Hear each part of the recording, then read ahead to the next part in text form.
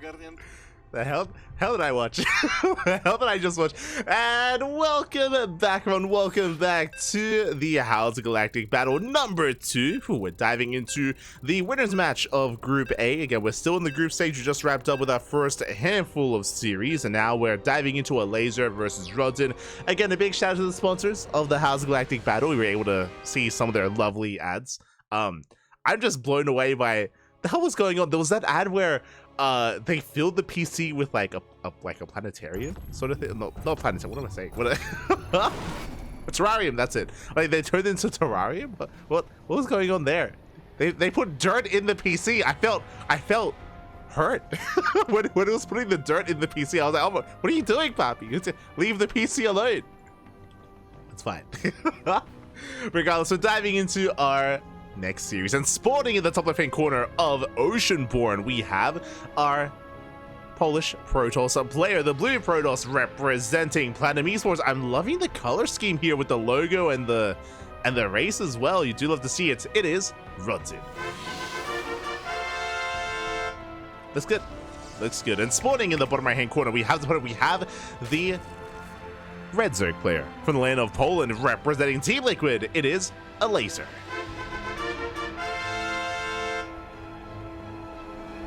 Oh, okay.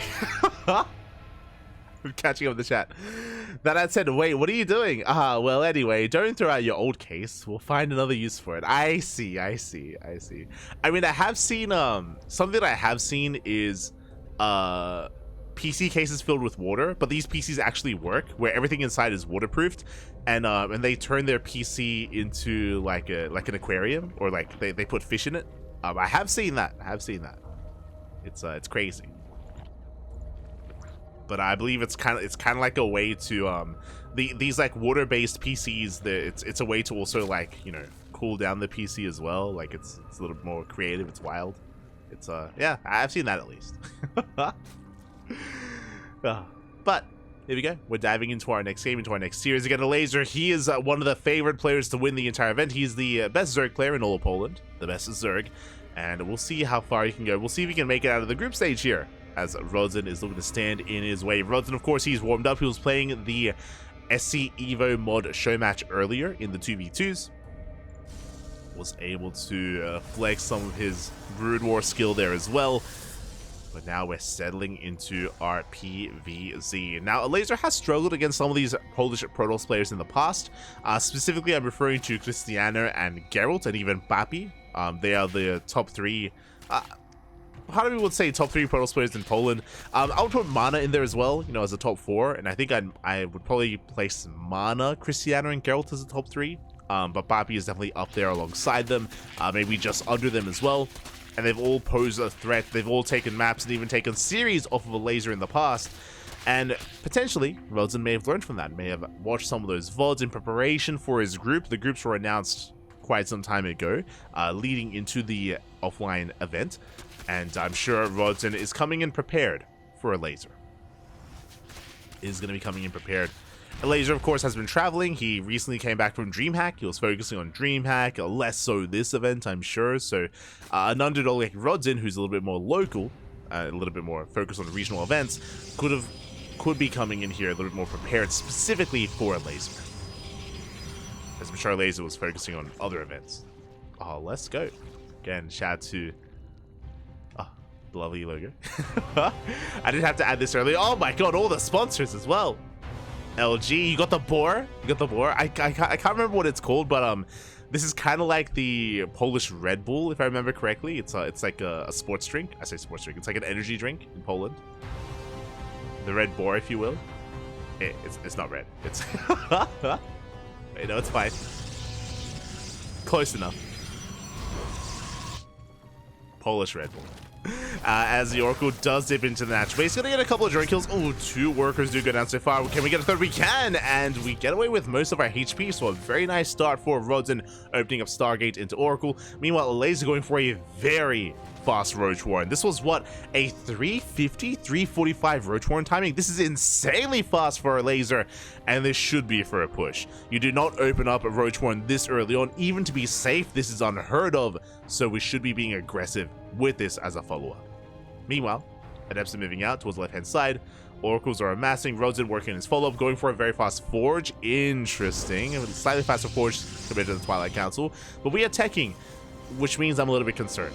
I'm a little bit concerned here with what we do with this Roach Warren. Roach Warren is now done. Lair is on the way. But we are droning up, so it looks like maybe Elazer was playing this out ultra safe. Maybe he was assuming that Rodzyn would be opening up glaives.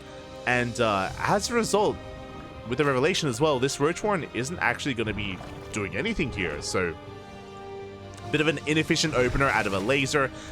Maybe being hyper safe. Maybe he thought of being aggressive and pivoted away from that after he saw the opener. Regardless, Elazer now working on that lair. Oracle's diving in. We've already gotten a couple of drone kills and we get 3 more. Ooh, that is 6 drone kills in total. Very nice damage so far by Rodzyn, keeping all of his oracles alive. Now, what is important is that Elazer is known for his greed, especially in this matchup. He's known for cutting a lot of corners, and we've seen Elazer lose entire mineral lines and still be okay because he's just droning up so much. Speaking of, we get another 3 drones. That's going to be, what, 9 workers in total. Meanwhile, Elazer's still droning up, and we are working towards a Spire. Interesting. I was curious what the fast lair was going to be for, especially because we did not see Roach speed in production, and we see it's for the Spire. Should be for Mutas. Now, so far we've done a great job at scouting and throwing down revelations at the natural, but we have yet to scout and confirm the main. So we're still in the dark, but we have a chance. With 3 oracles, we're being very active, and there is an opportunity here for Rodzyn to dive into the main base and to scout his opponent. But now we're a little bit distracted. We do get another drone. Oh, just the one. One extra drone goes down. The Lings, they do counterattack across the map. Rodzyn's in position, and I'm concerned. I'm concerned for Rodzyn. We've seen time and time again, unscouted Spires and unscouted Muta transitions can straight up win you the game.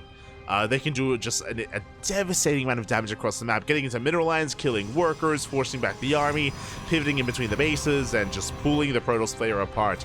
Now, thankfully, we're being active, we're pushing now, which means we're going to be forcing lava to be spent on Lings and Roaches. Right now, Elazer is vulnerable. As I say that, the Spire is now done. We have access to those Mutas. No Muta production yet, but there it is, 9 Mutas on the way. This push needs to get damage done, as the Mutas are soon to arrive. It might be too late. We have plenty of Lings here to defend. Yeah, the Adepts, they commit to the Shade. Stalkers do dive forward. They do focus on one of the Queens. We do get a Queen. We get a second Queen as well. Like, these aren't bad trades for Rodzyn. The problem is that he doesn't know that Mutas are coming out. And he's not ready for them. I mean, we have nothing here at the natural. We have nothing in the main. We have a cannon at the third and a shield battery. The third base is somewhat fortified, but I can't say the same for the rest of the bases. Cannot say the same as Mutas. They have arrived. They've now revealed themselves. Stalkers are going to be able to chip away at some of them, but we do manage to catch workers here at the 4th. And 4 or 5 probes go down. The pressure is now on Rodzyn, but he just doesn't have enough to push in. Just doesn't have enough. Gets around, and Stalkers getting picked up. Oracles will help support these Stalkers. Across the map, we've gotten 8 worker kills. We're even camping some of the production here. Came with the warp-ins. Meanwhile, Elazer get a full surround. We shut down the Stalker push. Now we can focus across the map. We can move out. That is a good amount of Stalkers. Elazer getting caught a little bit here. But here come the Lings to support. We're going to surround all these Stalkers. We can turn around. We can fight. Overcharge is pop, but it's out of range. It's not really supporting too much, as the overcharge has run out. Elazer pulling back, has still control of the 4th, and from here, yeah, we can just rotate into the main. Lings still being active. Phoenix production has commenced, but this may just be too little too late. That's the first Phoenix, and no sack defense in the bases. Yeah, pylon goes down. The Artosis pylon is real. Oh, ay, ay, ay. 13 probes for Lings. They hit the 4th. And now we can just turn around and go for the main army. Stalkers falling left and right.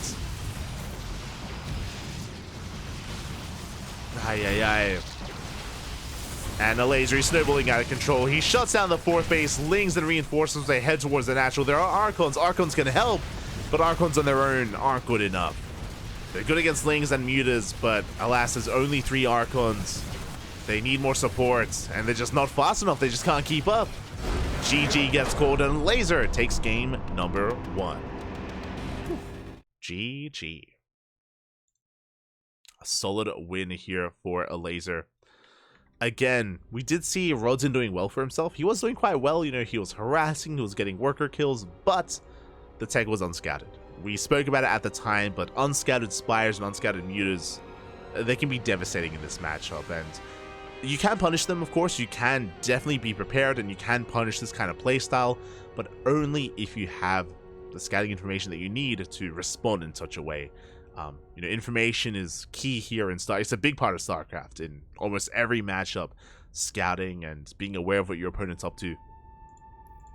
Likewise, denying scouting and keeping your build hidden is also a big part of this dynamic.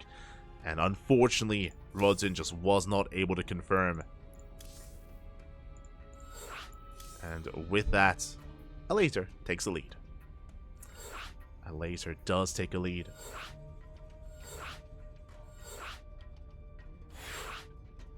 Unscouted tech is the bane of SC. True. There are exceptions, like for example, if there are blind counters, right? Like if Rodzyn was blindly going for example, 8-gate blink. What I'm referring to is a 3-base all-in. If he happened to just be taking up and working towards the 3-base all-in, then the reverse would be the case here, where he'd be able to punish Elazer, and Elazer would be shut down instead. But those are like fringe scenarios, right? Like there are exceptions to the rule, but for the most part, if you're going for a longer standard game, you need to be aware of what your opponent's up to. And alas, we'll see if our Protoss player can get a better read on things here as we're getting into game number 2. And spawning in the bottom left-hand corner, we have his opponent. We have our purple Protoss player from LAN Poland representing Platinum Esports down in this series. Can we bounce back? It is Rodzyn. And spawning in the top right-hand corner, we have his opponent going for a safe 15-15 opener. The red Zerg player from LAN Poland representing Team Liquid. It is Elazer. I see in the chat. Aistan, is that you? Este Espio. Ay. I thought a suicide bomber unit morphed from Zerglings was the bane of SC. I see what you did there. Oh no, we deny! Oh my god, Rodzyn, he's crazy! Elazer going for a 15-15 into the goal base, but the probe is already here just in time. The pylon gets thrown down, and Elazer, his initial opener, is thrown up in the air, forced to expand elsewhere at the natural location. But a much more delayed expansion, a disrupted, more inefficient start for Elazer. Very nicely done. This was a bit of a gamble for Rodzyn to immediately mine through the mineral patches in the center of the map and go for the goal base. Very risky maneuver here for Rodzyn, but it did pay off. Very nicely done. As Rodzyn's getting into his own standard opener, and Elazer has to settle for, again, a later expand into just something a little bit more chaotic here for Elazer. We'll attempt to settle in. Whew. Oh boy. Here it is. It's going to be a hatchery into spawning pool into a delayed gas. Remember, it was a 15-15 initial opener. This means that the gas is late. This means that link speed is late. And because of that, Rodzyn can be a little bit greedy. Because of that, it's going to take a little bit longer for Elazer to really threaten the Adepts and threaten the third base of Rodzyn. So we could try to be a little bit more active and a little bit more risky with our initial Adept harass, and try to be a little bit more cavalier with it, a little bit more aggressive. And we can get away with that. Likewise, we can try to expand a little bit faster as well. So we will see how Rodzyn does approach this and how he adjusts, if at all. It's going to be a Stargate opener once again into Oracles. First Adept is moving out. He's going to be moving out across the map. And last game, Rodzyn was able to get 9 drone kills with his Oracle harass. We'll see if Rodzyn can do the same, or even exceed that kill count. Get 9 drones was not too bad at all. But now, Elazer settling in. Soon to be starting up his link speed.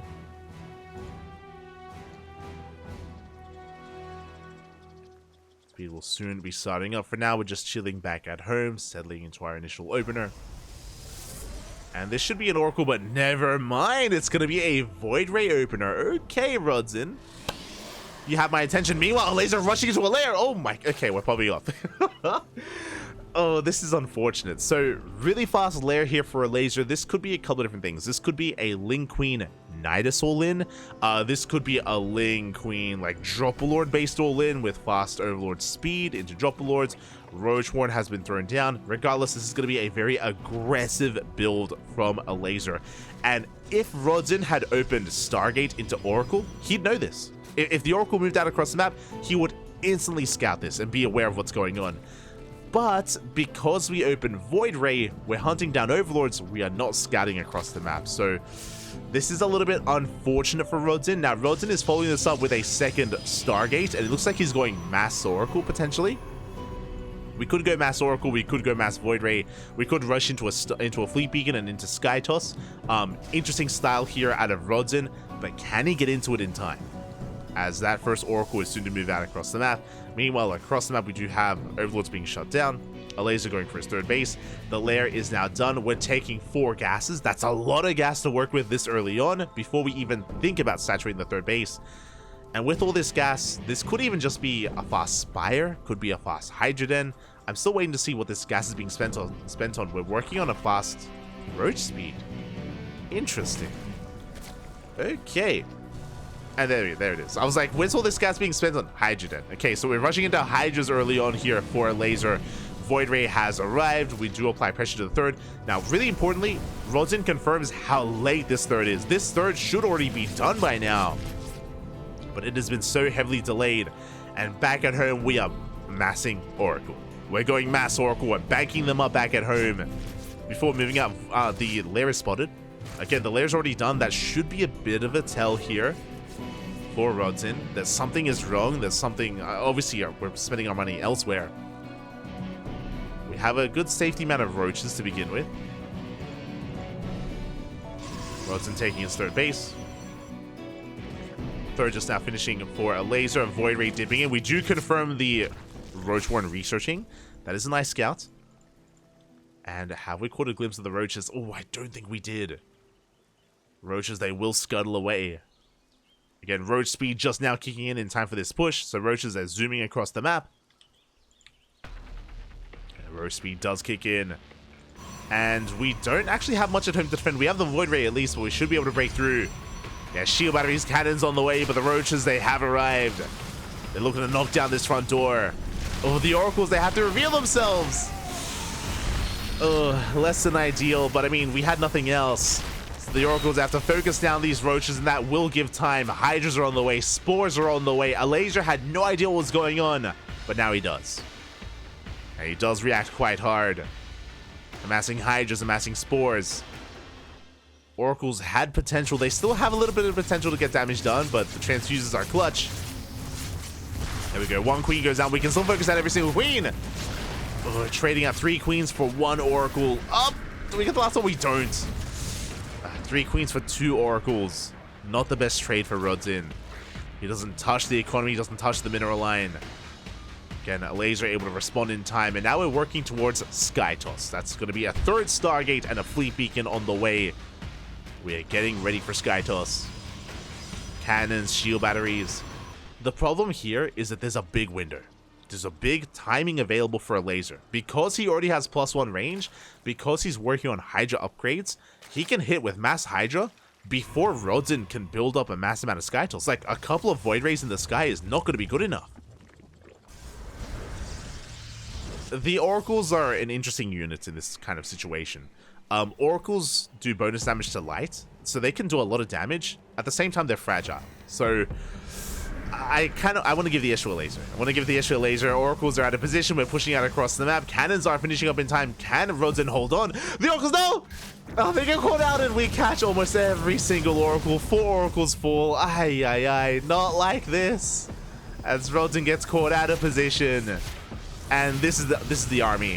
1 Void Ray, 2 Oracles. That's all we have. And this Hydra timing is brutal. Even a couple of Ravages. We focus on the Cybercore. We deny +1 air attack. We push into the natural. Shield battery is depowered. And we're started stepping forward. And Rodzyn just cannot keep up with this. As probes are falling. We're down to 1 Void Ray. Carriers are amassing. But a low amount of carries isn't going to do anything. GG gets called, and Elazer will take the series 2-0, making it out of Group A in first place. Ooh, GG.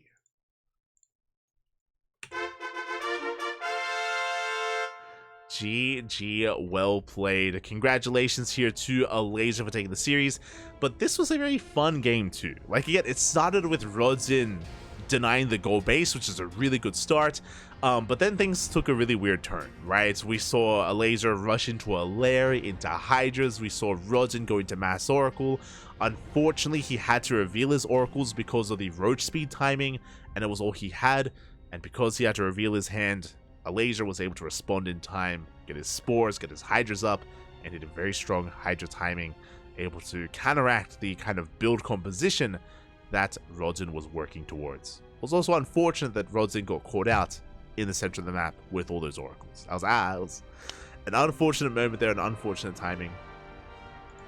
But GG, well played. Congratulations to Elazer for taking the series. And again, he will be coming out in first place in Group A.